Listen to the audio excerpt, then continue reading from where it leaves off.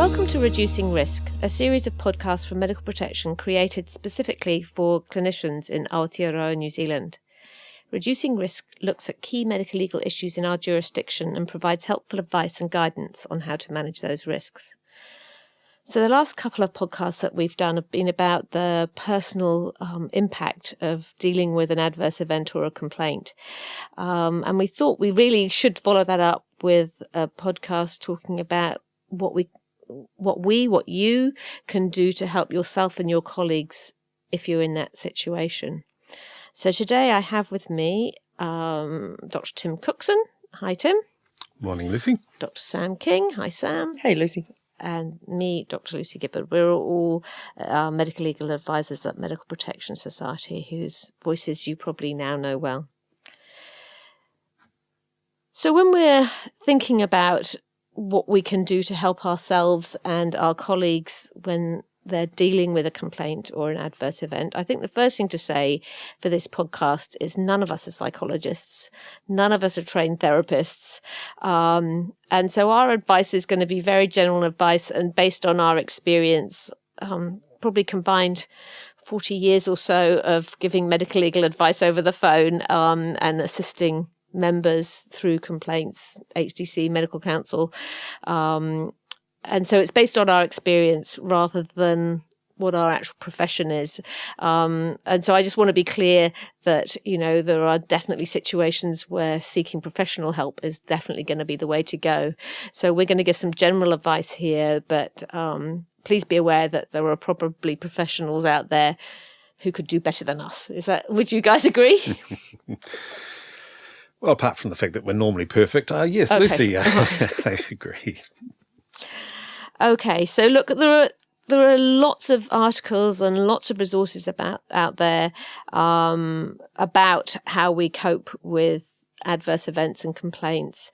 But I think the first thing is actually acknowledging how you feel and almost that it's normal in that situation to have quite intense feelings. Agreed, but it varies a little according to the circumstances. So if there's been an adverse event, if we've done the process properly, we've had open disclosure quite quickly with the patient, been over everything. So you've had that initial emotional response to something that's gone wrong.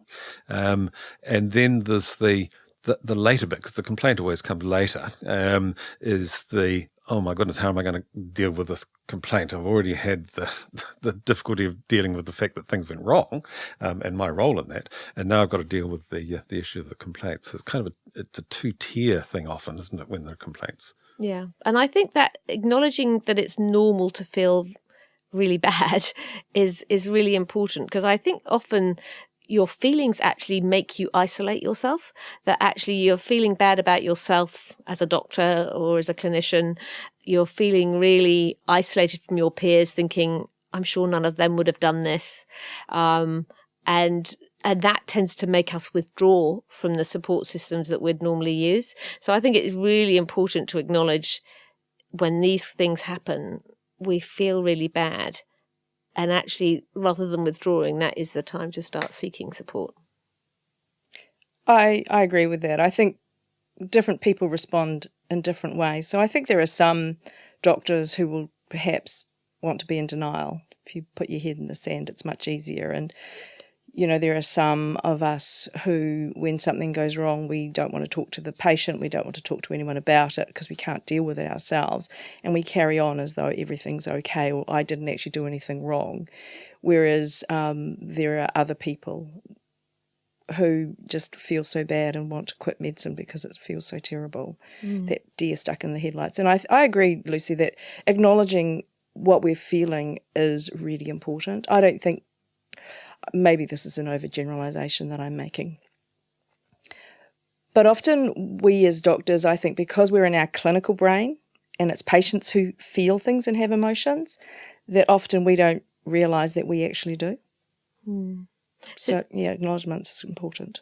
There's one systemic review from 2019 about surgical complications that said that 1/3 of doctors met the criteria for acute traumatic stress a month after a complication. I mean, that's huge. That is huge. And so I do think we need to normalise that, that actually it is okay if you're feeling like that. Yeah, everybody feels like that initially, and you're right. Once I think people realise they're not the only ones, it really does make a big difference, doesn't it? And I think that one of the hard things is, I guess, part of being staunch, if you like, is that we're not very compassionate towards ourselves. We might be compassionate, well, hopefully we're compassionate towards our patients, but often we're not very compassionate toward ourselves. And Kristen Neef has done a lot of work on this, and she's got a website, selfcompassion.org, that people can have a look at. But she's got some things that she talks about how you can show self-compassion. Like one of those things would be, think about how you would treat a friend.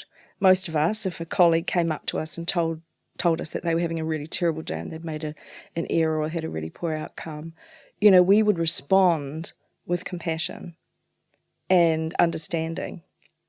And I think to be able to begin to talk to ourselves with that same voice. We tend to be our own harshest critics, don't we? And I think that a lot of the people who've gone into medicine do tend to be the kind of people who expect a very high standard of themselves and those around them. And so we are, you're right. We're nicer to a colleague than we would self-talk when something's gone wrong. And we tend to catastrophize, don't we? And, often where things go wrong, it's the Swiss cheese thing, that there needed to be a number of different things occur before that adverse outcome had happened. But if we're one of those holes in the Swiss cheese, we tend to take on all the blame ourselves and, say, look, if only I hadn't done this, or if only I had done this, everything would have been different. And sadly, often it's the case. And it's that tension between kind of the expectation that we're always going to do everything right, and the fact that we're humans, and humans never always do everything right. No, that's absolutely right. And I think that, you've touched on the whole negative thinking that often a lot of us have a lot of the time. And part of that is just us being aware of the negative self-talk that we have. And so what I found helpful is just keeping a thought diary for a few days. And what that means is just writing down, what are my emotions, if you're feeling something strong, whether it be happiness or sadness or anger, whatever that is, and then to journal it. I'm feeling this. Why am I feeling it? What is it that triggered that event? And it's really interesting. The moment you start journaling it, you suddenly become switched on to, this is what's going through my head. And you'll find often that there's a lot of negativity going. Well, that's what I found for myself. This is when I did this many years ago. There's a lot of negativity that goes around. And when you've got catastrophizing or calling yourself names like I'm stupid or I'm dumb or whatever that happens to be, if you can identify that those are my negative thoughts, then you're halfway there to doing something about it. Because then you can begin to tell the truth to yourself. Actually, there were a whole lot of factors. I was only one part of that Swiss cheese effect, and there were many factors involved. And yes, there was an error that I made, but I'm going to look at it in a better perspective. Or, no, I'm not going to lose my annual practicing certificate. I'll be able to keep working as a doctor. All of those sorts of things. Yeah. It's interesting with that idea of journaling, because I think some people do find that really useful. And often if there's been an adverse event or there's a complaint, we're often asking doctors to write down a very factual account of what happened and to do that reflection of what you could do better. We don't often say, and how about writing down how you're feeling?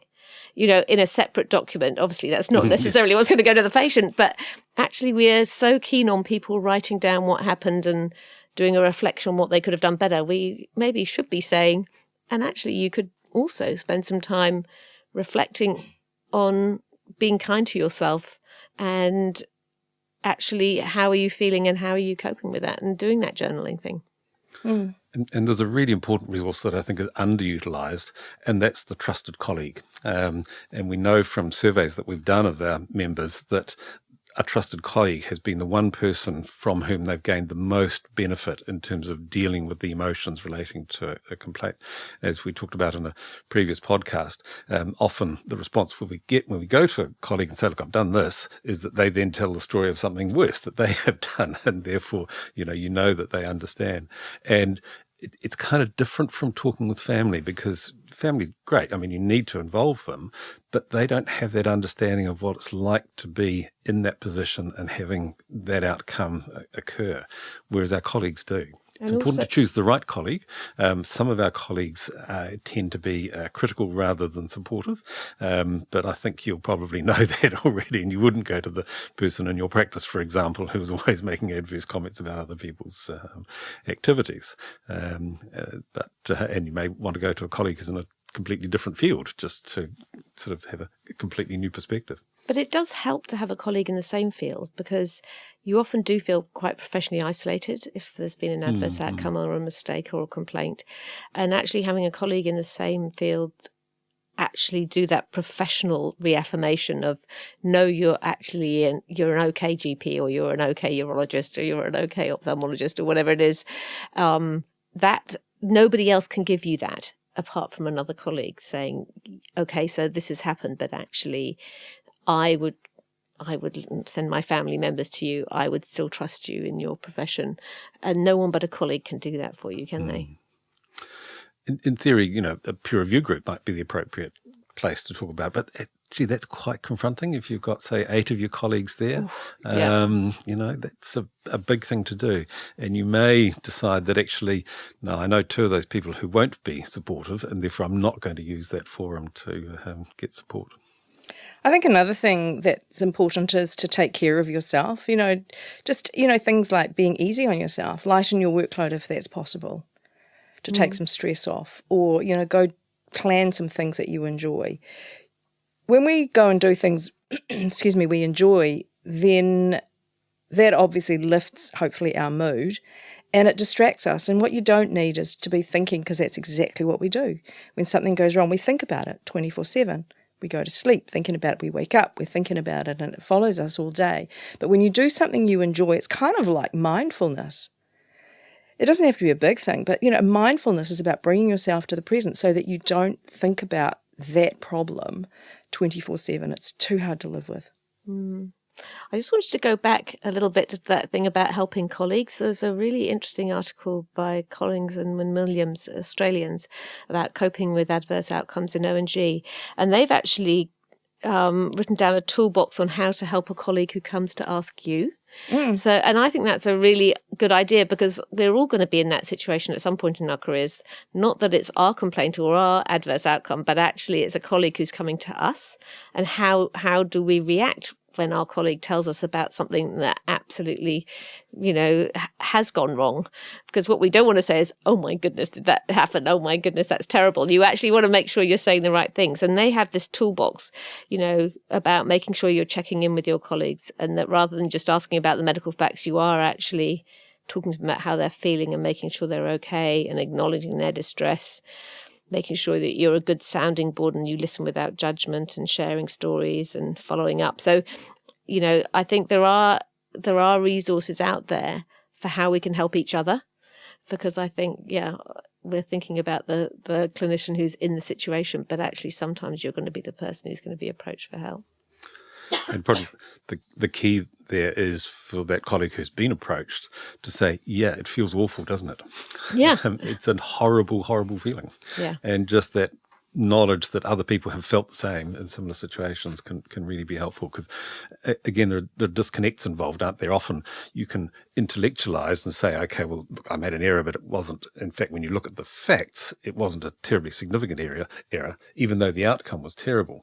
But the emotional recovery takes a lot longer than the intellectual thinking about the situation.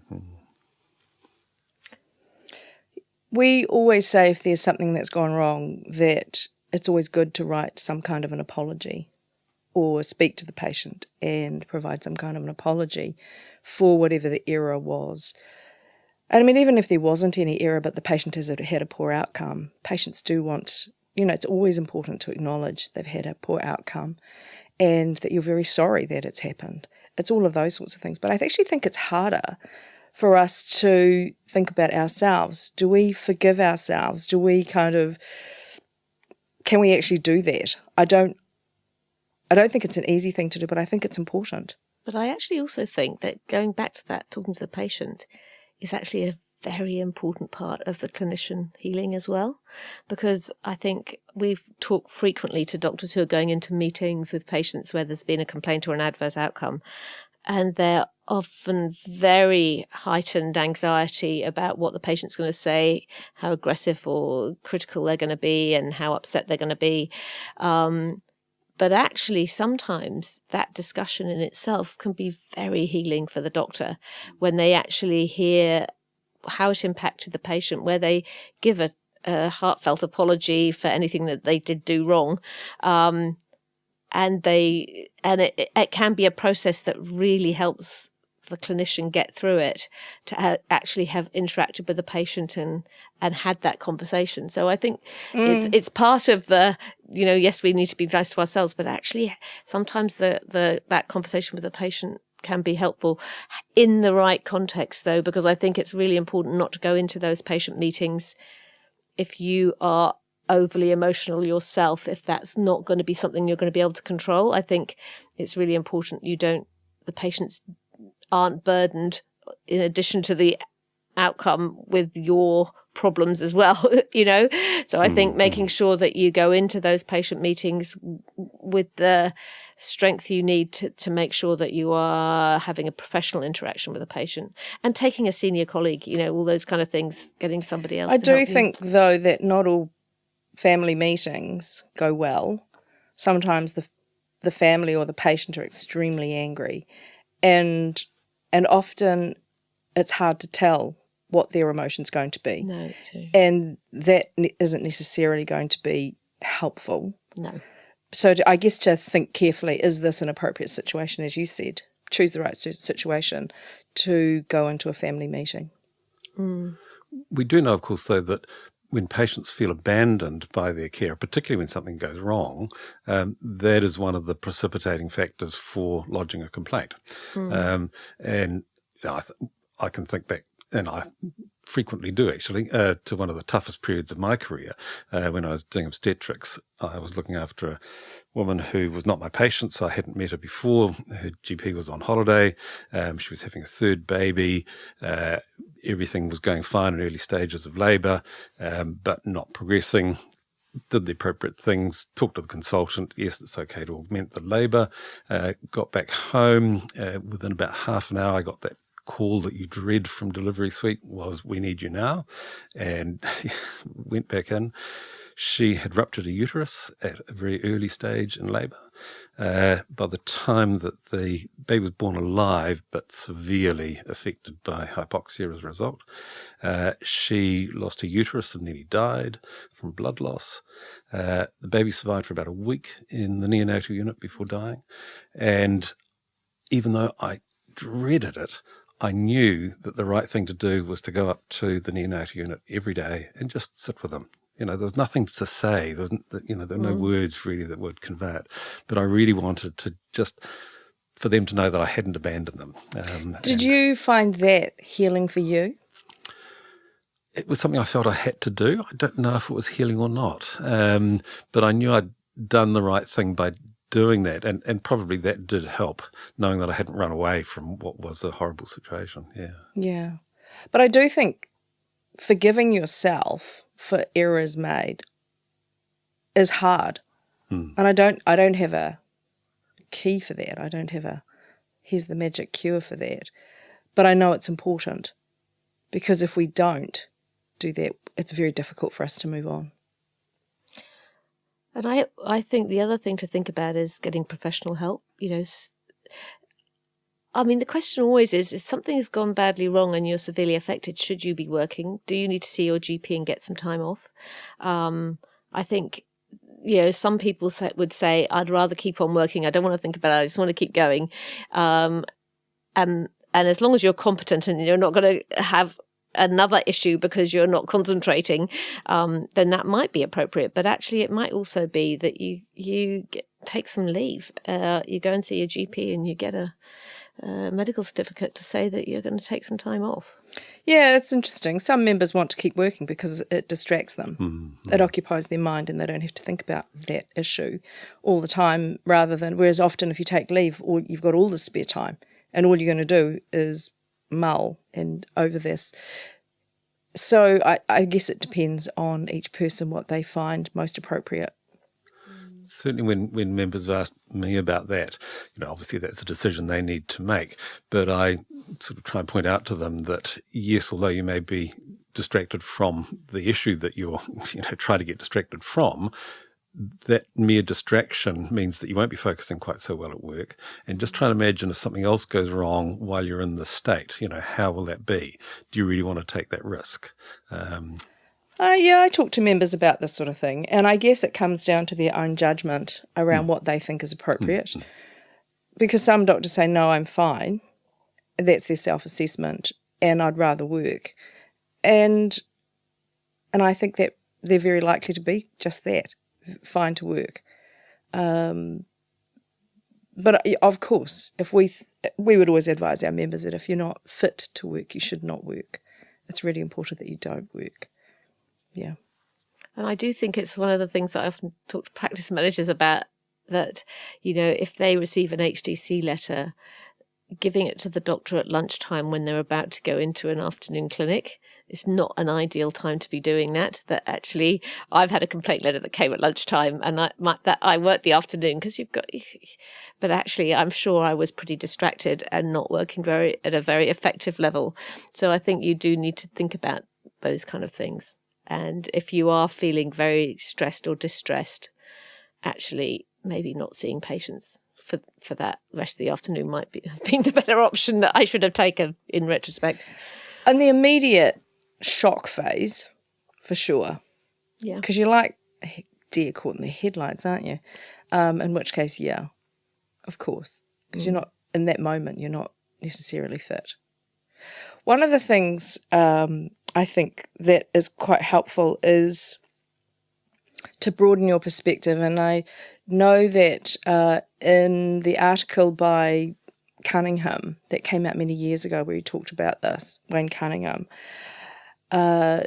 he says one of the things you can try is the postcard technique. And I thought that's actually really good, because I often talk to doctors about getting some perspective about where this error sits in the history of their career, and that it's only a very small part. But he said if you take the error or whatever adverse outcome it is and you shrink it down to postcard size, and you think about that in the big, broad field of your life or your work, then you begin to see it in its right perspective.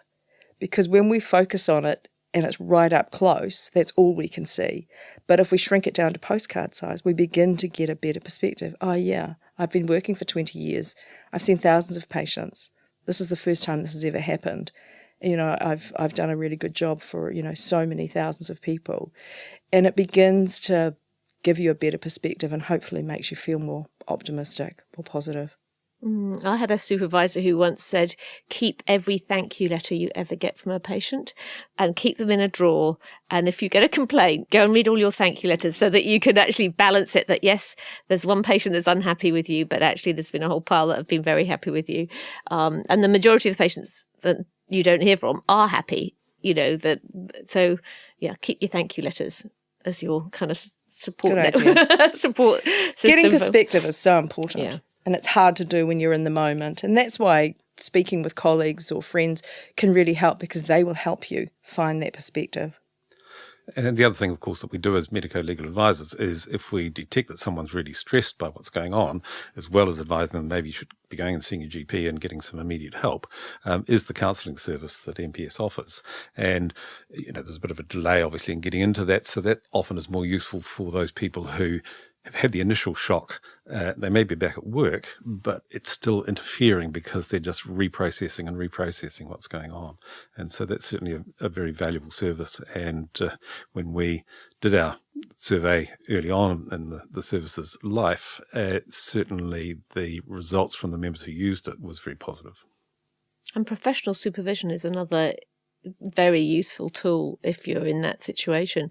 And often people have that as an ongoing thing, but when something goes wrong, having professional supervision as a safe space to discuss it and get that support is also very useful. Can we just talk about imposter syndrome for a bit? I think a lot of us, I don't know what the proportion is. I remember looking it up once and I can't remember what the stats were, but there's a significant number of us that have imposter syndrome, and it seems to impact women more than men for some reason. And when something like this happens, I think it simply goes to confirm that you really are an imposter. And I'm just wondering about what we can do about that. What is it that we can do to help minimise our imposter syndrome? Practice for another 30 years and you've had gradually lessons.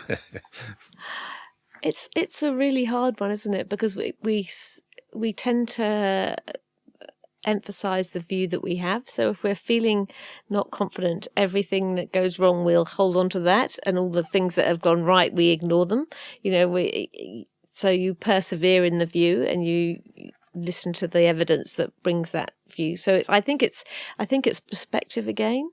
And making sure that you don't just select the evidence that you look at, that you actually take all the evidence into account. You did pass your medical school exams. You did get good feedback from your supervision reports when you were a house surgeon. You did do, actually everybody is in the same boat. I think probably in the early stages of our career, most of us have that feeling from time to time, because there's always so many new things that come across, sitting in front of us, and we've just got no idea what's going on. And I think that is one of the benefits of having been in a career for a length of time, is that you have less of that problem. What you then are at risk of developing is the overconfidence problem, and thinking that you know everything. And of course, you never know everything. So there's another side to the imposter syndrome. What do you think, Sam? How do we overcome imposter syndrome? I think sometimes it's about how we talk to ourselves. So this whole self-talk thing, that I suspect a lot of what we tell ourselves isn't actually correct. I'm no good, they're going to find out soon. I don't want to do that because I might not do it perfectly, and that then everyone will know. And I don't even know that necessarily is a conscious thing. It's not like we're deliberately or consciously doing this. I think that often it just goes on all the time. And so I wonder about whether we look at our self-talk and then try and think about whether we're even being honest with ourselves. Yes, I did do a good job there. Yes, I did pass those exams. And yes, I've got all those thank you cards from my patients, that kind of thing. I do think this is another good point to say that none of us are experts or psychologists in this area, and that obviously if someone really is struggling with those issues, that seeing a professional is probably the right thing to do. Another thing to think about, to make yourself cope with situations. Sometimes some people cope by doing, and actually if there has been something that's gone wrong, or there's been a complaint, actually looking at what you can do to stop you ever getting that complaint again in the future. So actually looking at your systems, doing some auditing, making some changes. Sometimes for some people, that's what makes them feel better, that they've actually fixed it, even though they haven't fixed that particular issue with that patient, they've fixed the underlying issues. So for some people, actually taking some concrete action to change things is what it takes to make them feel better. Learnings. And interestingly, of course, if a complaint ensues from that particular action and it goes to the HTC, then often that is what the HTC will be recommending, that you take federal educational steps in that regard. So if you've already done that, it helps from the complaint point of view, as well as your own sort of self-confidence, I guess, in terms of saying, yes, I acknowledge things went wrong, I acknowledge there were gaps, and I've done something about it to prevent it from happening again. Well, we do know that both with Medical Council and the HDC, if we front foot our mistakes, own up to them, and then say, this is what I've learnt from it, so it's not going to happen again, everything goes better. The patients want to hear that. The HDC, the Medical Council want to hear that. And I think ultimately for us, it's like, yeah, it was a mistake and it was terrible, but I've learnt from this. And so I've become better, if you like. And I think that that's a positive movement forward.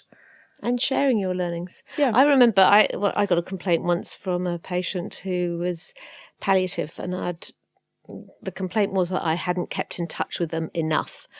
And look, I'd given the patient my home phone number and my cell phone number, and I thought they would call me if they needed me. And, you know, but in retrospect, I probably hadn't done that every week, ringing, saying, how are you? What are you doing? You know, and so actually I felt really bad about that, because I actually thought, I could have probably done better. After that, every single palliative patient, I set a task to call regularly. Even if they didn't need me, I would pick up the phone and say, how are things going? So that complaint actually changed my practice, and that made me cope with it better, because I felt like, well, I probably didn't do the greatest job there, but actually now I know, and I'm going to do better next time. And that's interesting, because obviously those patients felt somewhat abandoned by you, by the fact that you hadn't kept phoning them. Yeah. And whereas I thought, they've got my phone number, they've got my cell phone number, they can call me if they need me. But actually it changed my practice. And so part of what made me feel better was actually knowing that it wouldn't happen again.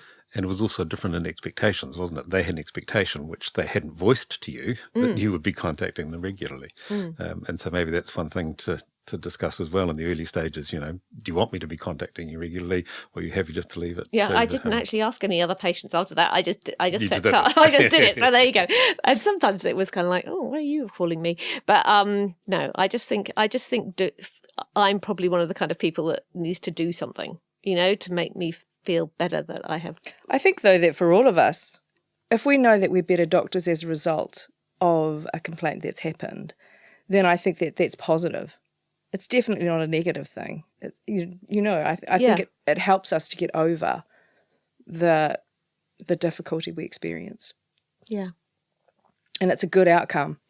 It's a good outcome when we do things better. We've learned from it, and then you share your learnings as well. So I actually think, you know, there's that talking to the colleague for the debrief thing, but also there's the talking to the colleague to help fix the problem, and actually making sure that it doesn't happen to somebody else is actually something that can be quite empowering, to feel like you're helping your colleagues, because it could have been them.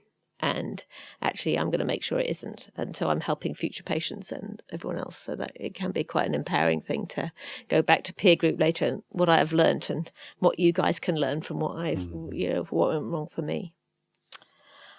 Okay, so as we said at the beginning, you know, Tim, Sam and I, we're not experts in counselling or psychology, but we hope some of our insights have been helpful. And thank you for listening to this podcast. Our podcasts provide information of a general nature, and if you'd like advice on a specific case or a specific issue and you're our member, you can contact us on our free phone number, which is 0800 2255 677. If you're seeking specific help and you're struggling yourself, I think I'd suggest seeing your GP in the first instance, or contacting our counselling service for members of MPS. So we look forward to catching up with you in our next podcast. If you like the Medical Protection podcasts, please subscribe and leave a review. And if you'd like a podcast on a specific topic, please email us on nzpodcasts@medicalprotection.org. So thanks, Sam, and thanks, Tim. Thanks, Lucy. And we'll catch up with everyone next time.